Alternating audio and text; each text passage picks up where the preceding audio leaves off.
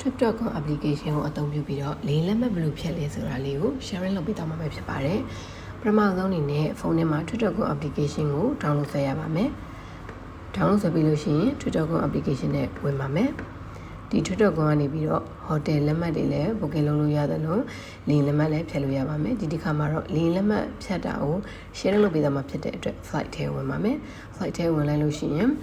one way ရှိမယ် return ရှိမယ် one way ဆိုတာကအသွားတစ်ကြောင်းစာအတွက်ပဲဖြစ်ပါတယ် return ဆိုတာကအသွားအပြန်နှစ်ကြောင်းစာဖြတ်တာကိုဆိုပါတယ်ဆိုတော့ one way ဖြတ်မယ်အခုကတော့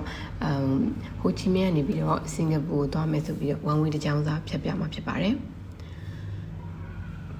အခုဘယ်မျိုးကနေသွားမှာလဲပေါ့အခုကတော့ဟိုချီမင်းကနေပြီးတော့သွားမယ်ဆိုဖြတ်မှာဆိုတော့ဟိုချီမင်းကိုရေးလိုက်ပါမယ်ဘယ်မျိုးသွားမှာလဲဘယ်နိုင်ငံသွားမှာလဲဆိုတော့စင်ကာပူပေါ့နော်စင်ကာပူသွားမှာဆိုတော့စင်ကာပူရိုက်ထည့်ပါမယ်နောက်တစ်ခုကတော့သွားမယ့်ရက်ကိုရွေးပေးရပါမယ်သွားမယ့်ရက်မှာဒီမှာသူ့ရဲ့အလိုက်ဈေးလေးတွေရောတစ်ခါတည်းပါတာဖြစ်ပါတယ်ဒီမှာဆိုရင်ကိုကဥမာရက်တစ်ခုခုရွေးလိုက်တယ်ပေါ့နော်17ရက်နေ့သွားမယ်ပေါ့နော်17ရက်နေ့ confident ပြီးလို့ရှိရင်လူကြီးတစ်ယောက်စားဆိုရင်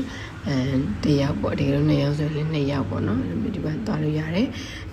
children ဆိုလဲ children ပါတယ်ဆိုလဲ children ပေါ့ကလေးပါတယ်ဆိုလဲကလေးပေါ့နော်အခုကတော့တယောက်စာကိုဖြတ်ပြပေးသွားမှာဖြစ်ပါတယ် confirm နောက်တစ်ခုကဈေးသက်သာတာကိုဖြတ်ပြမှာဖြစ်တဲ့အတွက် economy ကိုပဲရွေးထားပါတယ်ဒီ Trip.com မှာဆိုရင်လေလက်မှတ်နဲ့ hotel ကိုတစ်ခါတည်း booking လုပ်လို့ရှိရင်ပိုပြီးဈေးသက်သာပါတယ်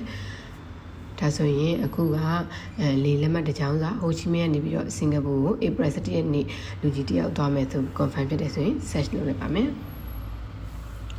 search လုပ်လိုက်လို့ရှိရင်ဒီမှာ17ရက်နေ့ပေါ့ဒီ April 17ရက်မှာသွားမဲ့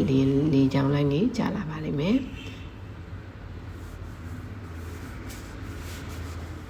ကြာလာပြီဆိုရင်ဒီမှာပေါ့နော်9နာရီ10 10နာရီ15 9နာရီ10ဆိုတာကဟိုချီမင်းကနေစထွက်မဲ့အချိန်10နာရီ15ဆိုတာကစင်ကာပူရောက်မဲ့အချိန်မှာကြာချိန်ကတော့2နာရီ5မိနစ်ရှိပါတယ်မနက်VHS Air နဲ့ပေါ့နော်အဲ့မှာဆိုရင်ဒေါ်လာ125စင်ကာပူဒေါ်လာ125ကျကြတယ်ပေါ့နော်အဲ့တော့တခြားကိုနဲ့သွားမဲ့အချိန်အဆင်ပြေတဲ့ဟာကိုလည်းရွေးလို့ရပါတယ်အခုကတော့ VHS Air နေပြီးတော့125ကျဟာကိုရွေးလိုက်ပါမယ်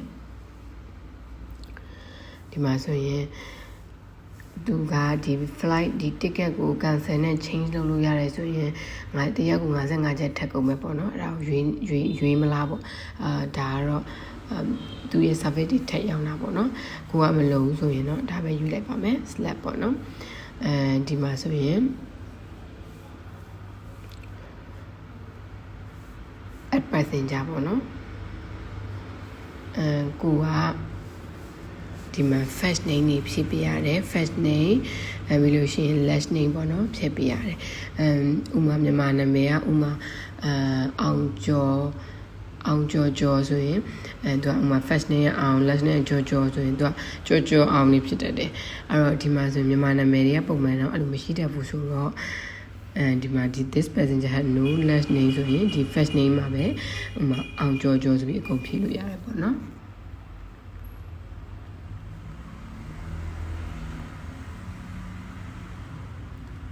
မေးပေါ့နော်မေးပြီးရင် nationality ကမြန်မာပေါ့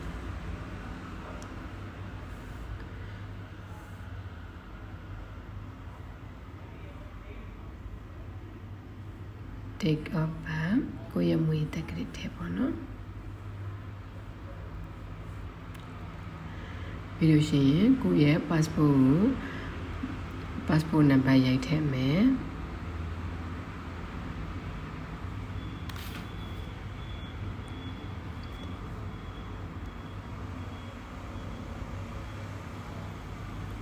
ဒါ passport တက်တန်းကိုမရက်ကို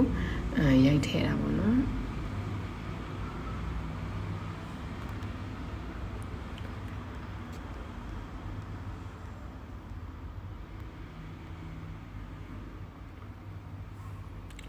ဒါဆိုရင်အကယ်၍ကိုကဒီလိုမျိုးရိုက်မထည့်ခြင်းဘူးဆိုရင် auto favorite passport ဆိုပြီးတော့ ဖုန်းထဲမှာရိုက်ထားတာရှိတယ်ဆိုရင် auto fill with passport ကနေပြီးတော့ဒီမှာ continue နေလိုက်လို့ရှိရင်ဒါရတယ်ပေါ့နော်ဒီမှာတော့ကိုဖြည့်လိုက်ပါပြီ save ပေါ့နော် everything correct okay ပေါ့နော်မှန်တယ်ပေါ့နော်ဒါကတော့ဖြည့်ပြတာပါဒီမှာ contact number ထည့်ပါမယ်ကိုယ့်ရဲ့နာမည်ကိုယ့်ရဲ့ဖုန်းနံပါတ်ပေါ့နော်ကိုယ့်ရဲ့ email address ကိုမှန်အောင်ထည့်ပါမယ်ဘာဖြစ်လဲဆိုတော့လေလည်းမဖြတ်ပြီးလို့ရှိရင်သူက email ကိုပို့မှာမလို့ပေါ့နော်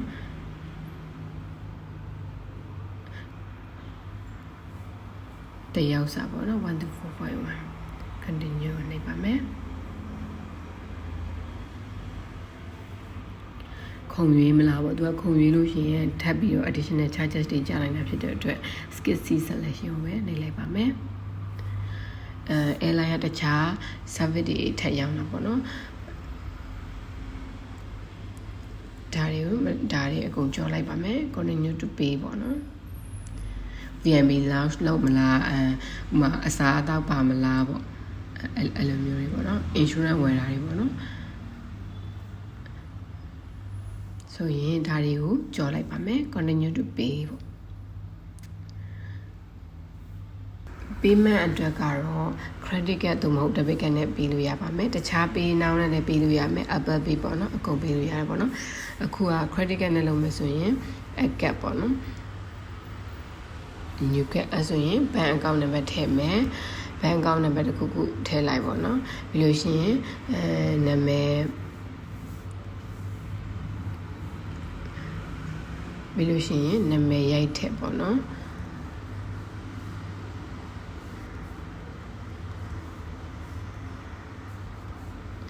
ကိုယ့်ရဲ့ကတ်မှာပါတဲ့နာမည်ကိုရိုက်ထည့်မယ်ပြီးလို့ရှိရင်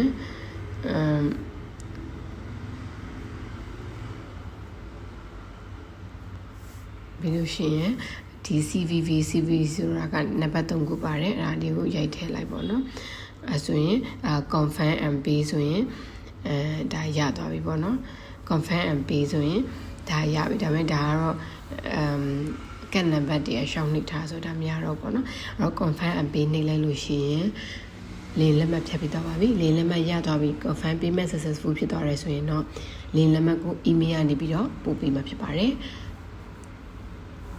ဒါဆိုရင်တော့ဒီ step by step လေးတွေကိုကြည့်ပြီးလို့ရှိရင်တော့လင်းလက်မှတ်အမျိုးတကူဖြတ်လို့ရမယ်လို့ပြောလင်းပါတယ်အားလုံးကျေးဇူးတင်ပါတယ် bye bye